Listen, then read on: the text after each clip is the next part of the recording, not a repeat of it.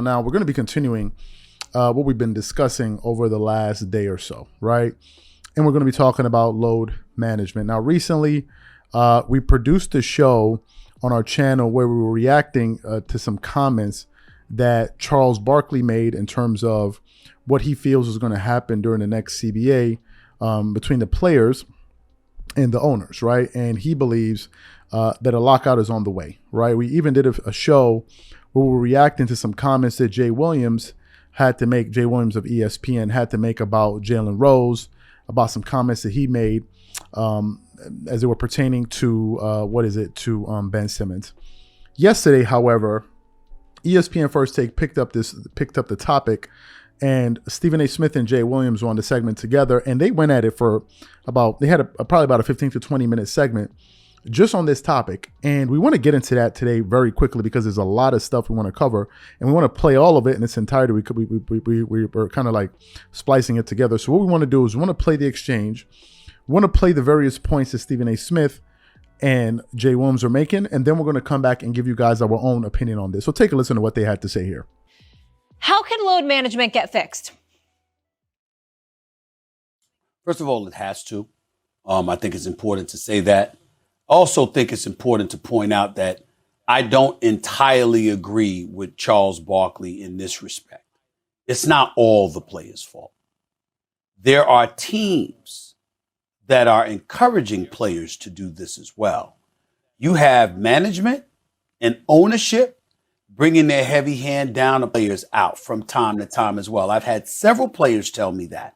And I want to come to their defense, those who want to play and are held back from playing because management throws in their face, we've invested this money in you, we need you for such and such, this is what we're doing, whether you like it or not. I'm pretty sure the other day when Steve Kerr elects to sit 4 of his 5 starters, that 4 of those 5 starters all wanted to sit out the game at the same time. I'm quite sure somebody wanted to play and was willing to play.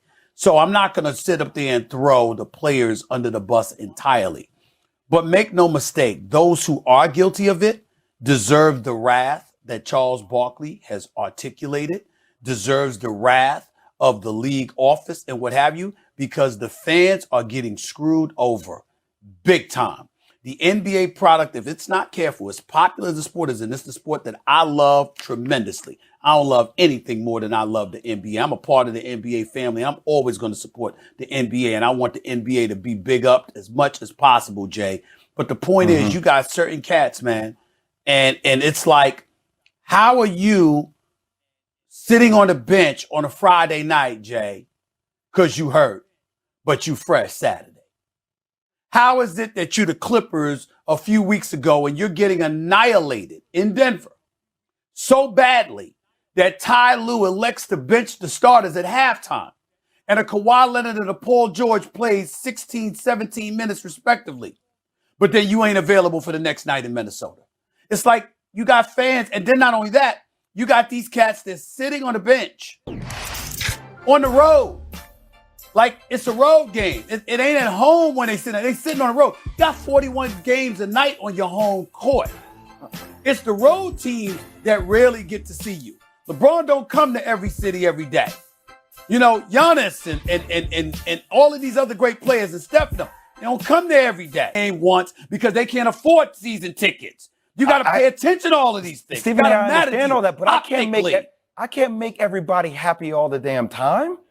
I can't make everybody happy all the time. Well, what did I just say? Jay, a kid that drives all the way to see me play in Chicago when I played my year for the Bulls. No. If I happen to roll my ankle and I'm sitting out because the team's like, we're on a back-to-back and we want to make sure that you're ready for it. That's not what I said. But we start questioning the legitimacy of injuries. That's what we're doing. We're saying, well, you know what? Because guys 20 – I know, I'm just saying how fans look at it, Stephen A. I'm not saying you. But it's like, well, because guys 20 years ago played through that injury, that means – since I came all the way down here, you have to play through that injury. I'm like, well, hold on a second. The science is telling me I shouldn't play through this injury because there's a lingering effect on what this happens. So if you want to fix it, then let's drop it down to 70 games. Let's cancel back-to-backs. There's going to be an economic issue with that, but let's lower games then. Wait a minute. I'm with Steve Kerr on this. I don't mind the season being dropped to 70 I'm with you on 72 that. games. Yeah. That doesn't bother me at all. but how much you want to make a bet? I'm willing to bet my check that it could be 72 games and you still going to have cats that take nights off. And oh, by the way, but see, they'll be ready to play tomorrow night. You know, there's a difference between being injured and resting. I agree. There's a difference. Jay, you're not always in the best mood. You're not always pepped up and hyped and energized to go to work every day, but you go.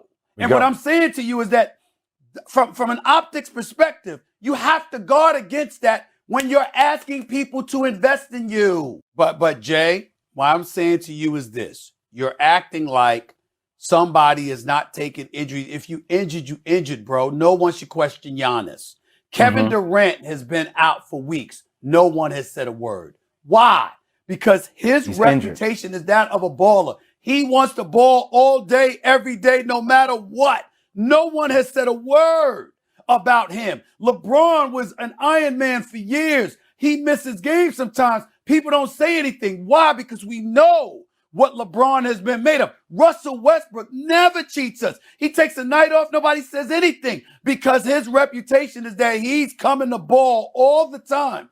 I'm saying to you optically, they sent that message years ago. This is who they are. This is what their passion is. They care about it and people don't question it. But you do have others that people have a lot of questions about. And when they seem to play one day but don't want to play the next, and you've already missed the games and you got 6 months off because you didn't play in the playoffs either, and all of this other stuff, and the money is there and the technology is there. We like, what the hell are you doing that you can't go out on the court and play? Who are we talking about?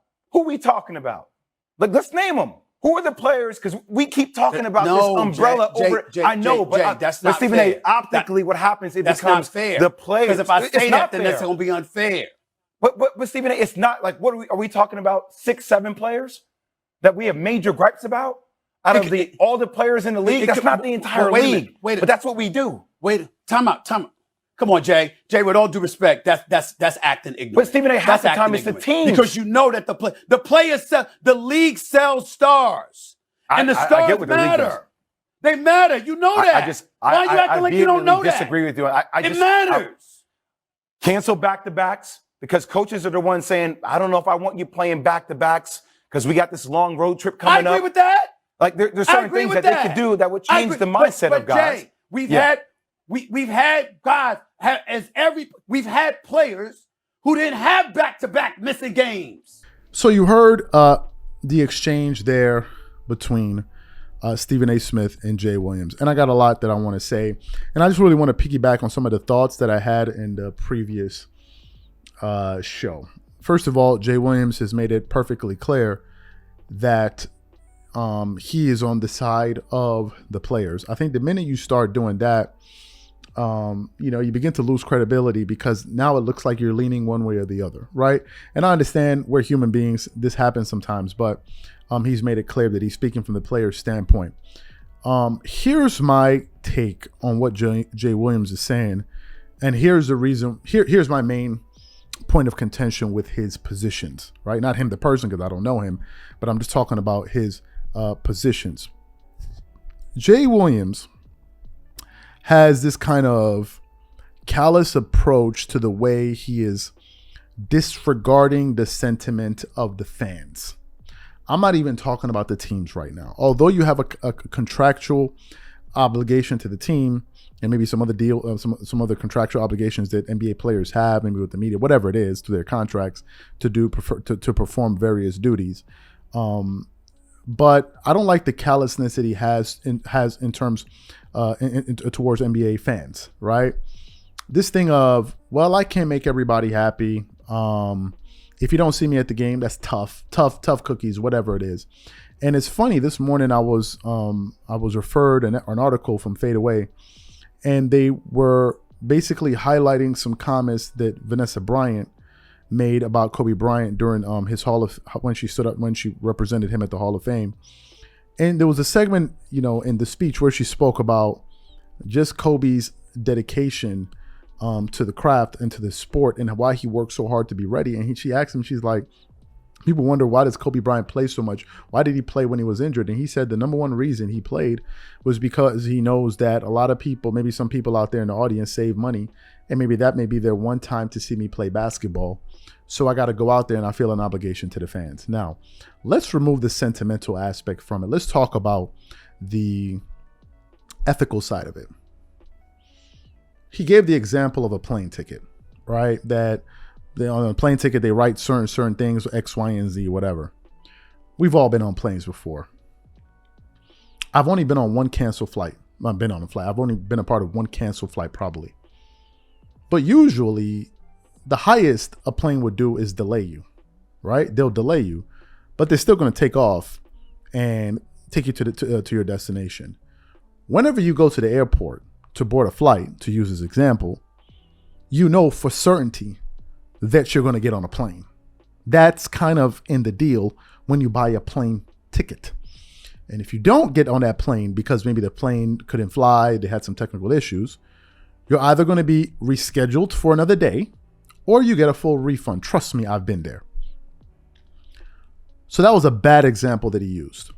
To Stephen A. Smith's point, the NBA markets the game around stars. So, with that being in mind, fans that buy these tickets to go to these games, they're going there expecting to see the stars. They are. Now, a paying customer could say, hey, I came to this game because I want to see LeBron play. I want to see Kawhi play. I want to see Damian Lillard play. And they didn't play. But I bought it on the assumption that they were going to play. And then I found out they're not playing. So what am I supposed to do with this? And essentially what you're telling the customer is that, well, yeah, it happened. So there's nothing we can do about it. Tough. That's a very bad attitude to take towards your customers. It's a callous attitude. And it's not, dare I say, I don't see how it's ethical. I don't see how that's ethical. Now, of course, injuries happen.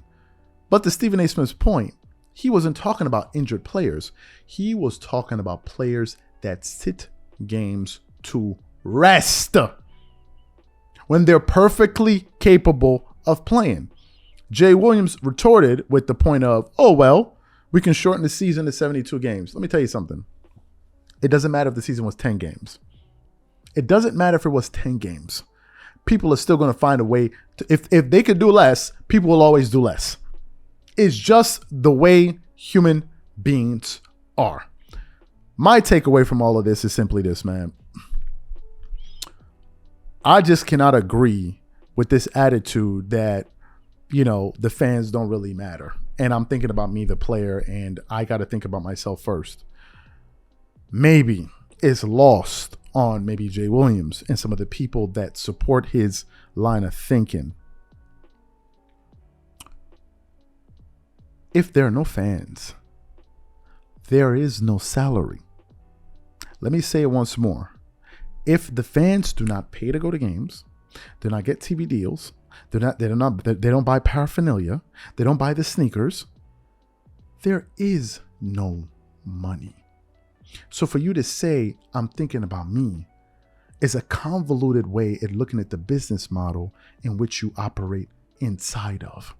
It's convoluted and it's condescending. Now, there's some people out there, there's always a few nuts out there, right? There's some people out there. I kind of got into a back and forth with one of them the other day. There's some people out there that love to race bait. And they're always looking at an angle of how they can inject race into a conversation. That's them. There's some people like that.